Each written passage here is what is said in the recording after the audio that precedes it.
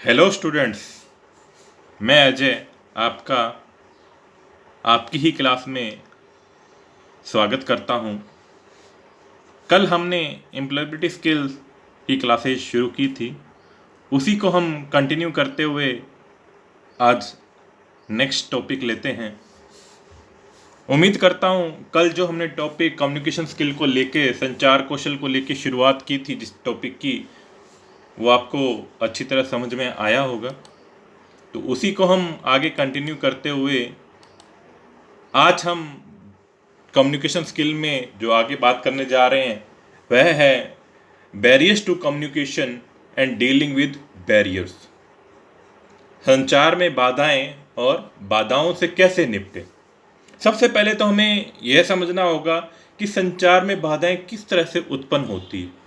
कल हमने डिस्कशन किया था कि कम्युनिकेशन दो या दो से अधिक व्यक्तियों के बीच में ही हो पाता है, जिसके लिए हमें कुछ चैनल की आवश्यकता होती है।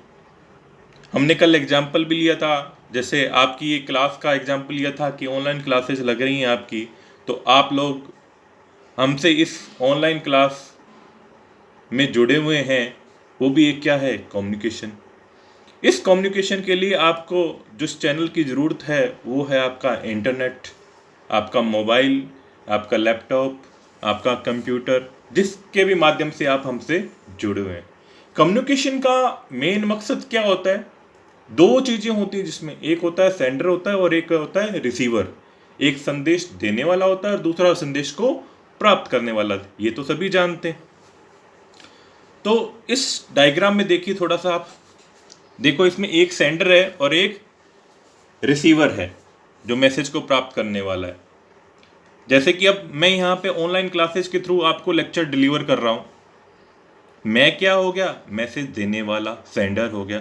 और आप इस ऑनलाइन क्लास में पढ़ रहे हैं तो आप क्या होगे, रिसीवर होगे, संदेश को प्राप्त करने वाले। मैं अपना मैसेज रिकॉर्ड कर रहा हूँ अपने कंप्यूटर के थ्रू, लैपटॉप के थ्रू, मोबाइल के थ्रू, और आपको सेंड कर रहा हूँ किसके थ्रू, इंटरनेट के थ्रू ही तो आपकी तरफ पहुँच रहा है ये मैसेज। ठीक है ना। इंटरनेट ही हमारा क्या है, एक तरह का चैनल है जो मेरा संदेश है वो आप तक पहुंचा रहा है, और आप उस चीज़ को वापस क्या है, सुन पा रहे हो, देख पा रहे हो। तो ये किसकी बदौलत संभव हो पाया है, कम्युनिकेशन की वजह।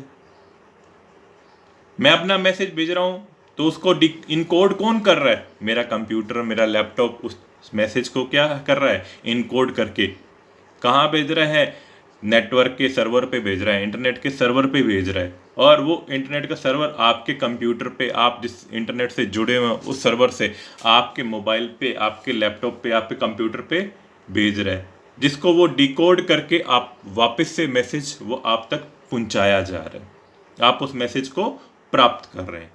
अब मान लीजिए आपका इंटरनेट स्लो है, आपका इंटरनेट काम नहीं कर रहा है, या आपके मोबाइल में कोई टेक्निकल फॉल्ट है, या मेरे मोबाइल में कोई टेक्निकल फॉल्ट है, तो क्या मेरा मैसेज आप तक पहुंच पाएगा? नहीं पहुंच पाएगा। तो यही क्या है, बैरियर है। बैरियर का मतलब क्या है, रुकावट से है यहाँ पे, कि बाधाएं किस तरह से आती, जब हम कम्युनिकेशन करते हैं तो उसमें बाधाएं किस तरह से आती। उसी तरह से अगर आपको कोई प्रॉब्लम है तो आप मुझे फीडबैक देना चाहते हैं या मेरे से कुछ पूछना चाहते हैं तो आप मेरे को मैसेज करेंगे। वो मैसेज भी कैसे होगा, आपके मोबाइल लैपटॉप से इनकोड होगा, वापस इंटरनेट के थ्रू मेरे मोबाइल लैपटॉप पे डिकोड होके मुझे प्राप्त होगा। अगर बीच में वही वापस सेम चैनल की प्रॉब्लम रही तो आपकी जो प्रॉब्लम है वो मेरे तक नहीं पहुंच पाएगी, मैं आपकी प्रॉब्लम का सॉल्यूशन नहीं कर पाऊंगा, या आपके जो विचार हैं, जो आपके सुझाव है वो मेरे तक नहीं पहुंचेंगे, तो मैं कुछ और जो सुधार आप चाहते हैं वो मैं आपके लिए नहीं कर पाऊंगा। तो वो क्या है, चैनल के बैरियर्स हैं, वो हमारे कम्युनिकेशन के लिए क्या है, बैरियर्स हैं। और अच्छे से समझते हैं इस चीज़ को कि क्या क्या बैरियर हो सकते हैं। हमारी स्किल है, जो लिसनिंग स्किल है, कई बार क्या हम सुनना पसंद नहीं करते, अच्छे से नहीं सुनते हम, तो वो भी क्या एक बैरियर है, क्योंकि जब तक हम अच्छे से सुनेंगे नहीं तो हम उस बात को ग्रहण कैसे करेंगे, है कि नहीं है। अगर हमने सही सुना नहीं है तो हम उसको आगे सही बताएंगे कैसे, उस चीज को हम यूज कैसे करेंगे। ठीक है ना, समझ रहे हैं ना। जब तक हम अच्छा सुनेंगे नहीं तो अच्छा करेंगे नहीं, कहने का मतलब है जब तक हम सही अच्छे वे से हम सुनेंगे नहीं किसी बात को, तो हम उस चीज बात को समझ नहीं पाएंगे, उस चीज को यूटिलाइज नहीं कर पाएंगे। सेलेक्टिव अटेंशन, जब तक हमारा अटेंशन नहीं हो किसी बात को लेके, कई बार क्या होता है कि हम बैठे तो होते हैं लेकिन ध्यान हमारा कहीं होता है, अटेंशन नहीं होती, तो सामने वाला क्या बोल रहा है हमें पता नहीं चलता। हाँ, बस हम सुन रहे होते हैं लेकिन हमें पता नहीं होता कि वो क्या बोल रहे हैं। तो हमारा क्यों? क्योंकि उस टाइम हमारा ध्यान वहाँ पे नहीं होता। लैक ऑफ नॉलेज, कोई ऐसे टॉपिक के बारे में हमें समझाया जा रहा है जिसके बारे में हमें जानकारी नहीं है, या जो सामने बताने वाला है उसको पूर्ण रूप से उस चीज़ की जानकारी नहीं है, तो वो हमें उस चीज़ के बारे में अच्छे से कैसे बता पाएगा? है कि नहीं है? लैक ऑफ वोकेबलरी, हमें शब्दकोश का ही ज्ञान नहीं है, कुछ मीनिंग ऐसे होते हैं जिनके बारे में हमें जानकारी नहीं होती, या कुछ ऐसी लैंग्वेज होती है जिनके बारे में हमें जानकारी नहीं होती। तो जब तक सामने वाला जो रिसीवर है और जो सेंटर है, दोनों की लैंग्वेज एक जैसी नहीं होगी, दोनों एक दूसरे की मीनिंग को नहीं समझेंगे, एक दूसरे की वोकेबलरी को नहीं समझेंगे, तब तक वो कम्युनिकेशन नहीं कर पाएंगे। अब मैं अगर मानो यहाँ पे कोई आपके लिए हिंदी इंग्लिश के अलावा और कोई लैंग्वेज यूज़ कर रहा हूँ जो आप यूज़ नहीं करते हो, उर्दू फारसी बंगाली कुछ बोल रहा हूँ, तो आपको हो सकता है वो समझ में नहीं आए। तो कम्युनिकेशन के लिए सबसे पहली ज़रूरत क्या है कि हमें लैंग्वेज, सामने वाले की लैंग्वेज भी क्या होनी चाहिए, पता होना चाहिए, तभी हम ढंग से क्या कर पाएंगे, कम्युनिकेट कर पाएंगे। तो इन कम्युनिकेशन की बाधाओं से निपटने के लिए हमें सबसे पहले तो अपनी लैंग्वेज को सुधारना, हमें अपनी लैंग्वेज का नॉलेज होना चाहिए। जिस लैंग्वेज में सामने वाला सुनना चाह रहा है उस लैंग्वेज के बारे में हमें पता होना चाहिए, या ये कहें कि जो लैंग्वेज सामने वाला हम सेंटर भेज रहा है उस लैंग्वेज के बारे में हमें जानकारी होनी, तभी तो हम उसके मैसेज को समझ पाएंगे। वोकेबलरी हमारी अच्छी होनी चाहिए, मीनिंग्स हमें पता होने चाहिए। तो वो कब होंगे? जब हमारी नॉलेज बढ़े, ज़्यादा से ज़्यादा पढ़ेंगे, ज़्यादा से ज़्यादा नॉलेज ग्रहण करेंगे, बुक्स पढ़ेंगे, पेपर पढ़ेंगे, सुनेंगे, लिसनिंग स्किल हमारी अच्छी होगी। क्योंकि हम ये छोटी क्लासेस देखते आ रहे हैं, जब हमने छोटी क्लास में पढ़ना सीखा था तब सबसे पहले हमने लिखना नहीं सीखा था, हमने सुनना सीखा था, है कि नहीं है? टीचर ने हमें बताया था ये ए होता है, ये बी होता है, ये कै होता है, ये ख होता है। तो वो हमें कैसे पता चला? पहले सबसे पहले हमें किसी ने बताया होगा, तभी तो पता चला होगा ना, है कि नहीं? तो इसीलिए कम्युनिकेशन की सबसे पहली सीढ़ी यही है कि हमें लैंग्वेज की नॉलेज हो, हमें सुनने की आदत हो, हमारा अटेंशन हो, जब भी कोई कुछ बोला जा रहा है तो उसके बारे में हम ध्यानपूर्वक सुने, मन लगाकर सुने, तब हम इन बाधाओं से निपट सकते हैं। दूसरी, कई बार क्या होता है कि हम सुनना चाह रहे हैं लेकिन बीच में जो मीडियम है वो काम नहीं कर रहा है, ये शोर हो रहा होता है कि नहीं होता? कई बार कुछ हमारा सुनने का मन होता है, पास में शोर हो रहा है तो हम डिस्टर्ब हो जाते हैं, वो चीज़ जो सुनना जा रहे हैं वो सुन ही नहीं पाते, हमें बड़ा गुस्सा आता है।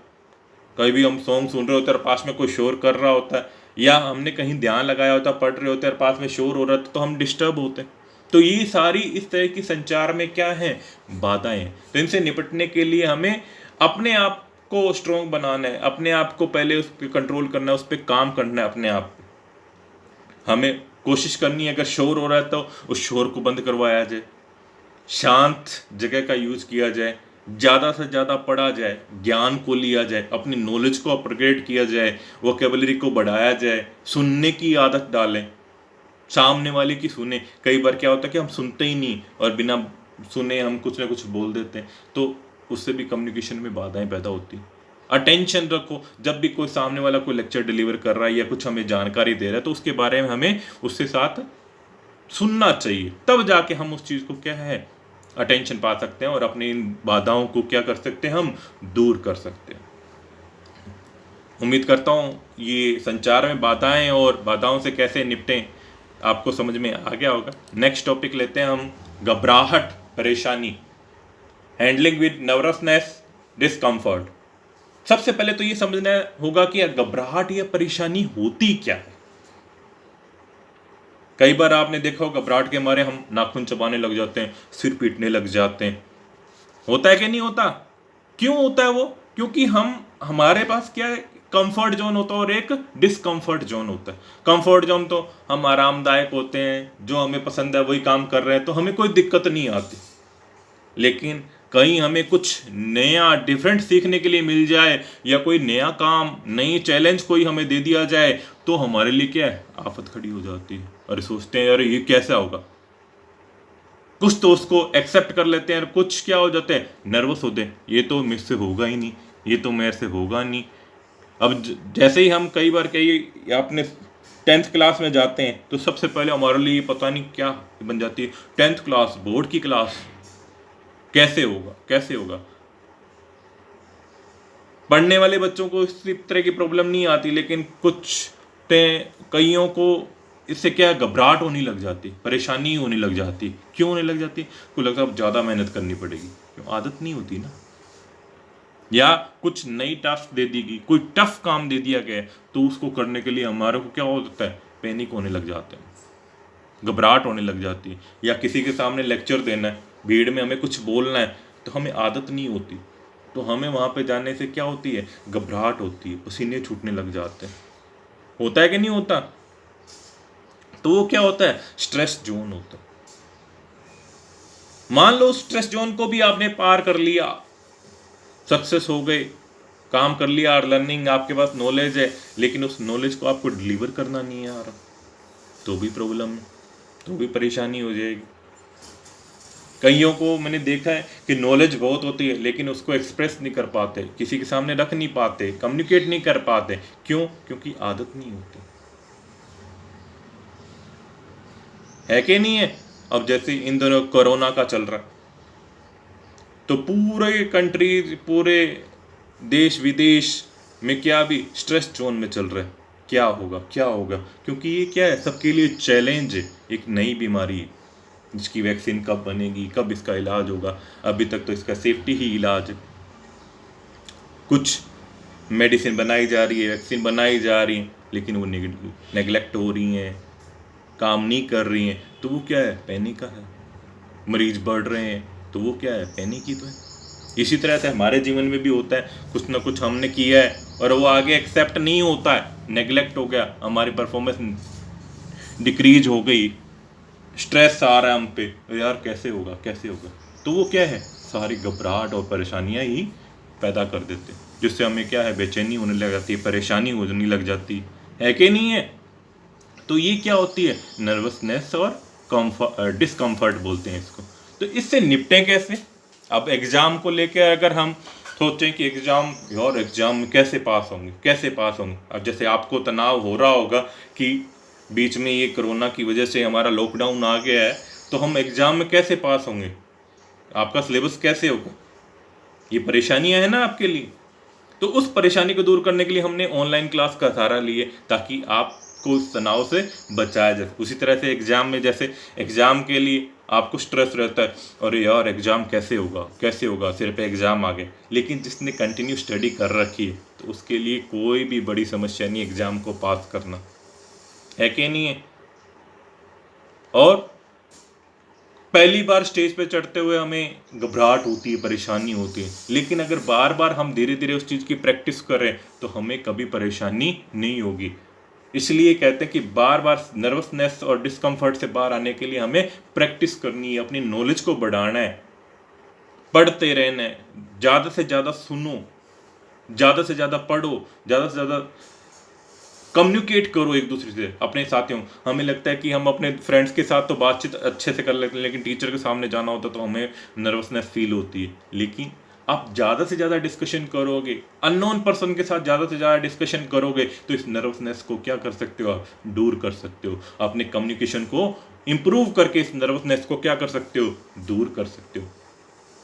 तो मेरा यही मानना है कि आप सभी का नर्वसनेस, तनाव इस मेरे लेक्चर से काफ़ी हद तक दूर हो गया होगा। तो आज के लेक्चर में इतना ही। ये कम्युनिकेशन यूनिट का फर्स्ट चैप्टर था जो कंप्लीट हो चुका है। अब नेक्स्ट क्लास में हम नया टॉपिक लेकर, नया चैप्टर लेकर आएंगे। तब तक के लिए stay home, stay safe. Thank you.